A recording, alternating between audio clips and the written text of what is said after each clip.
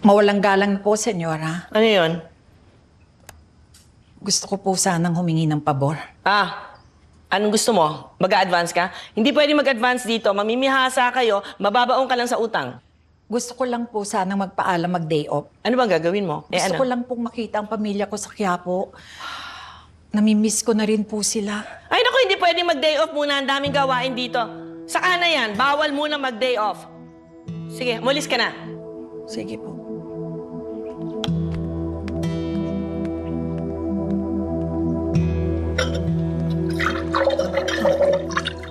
Manang?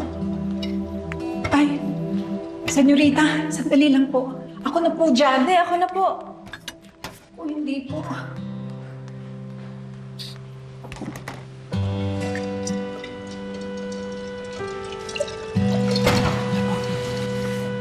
Manang, bakit parang malungkot kayo?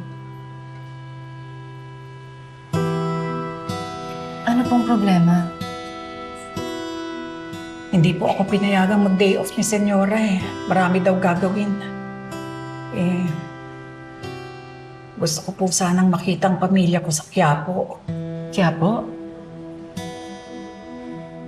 Manang, ako ang bahala sa'yo. Ano pong ibig niyong sabihin? Basta. Mamita, I'll just visit my friend Bianca. Sige, mag-iingat ka. Gusto ko sana isama si Manang Tindeng. Si Tinday, sasama mo pa? Bakit? Plan kasi namin ni Bianca mag-shopping and I need a chaperone. Chaperone. Sige. Tama. Para may tagabuhat ka. Thanks, Mamita. Enjoy shopping.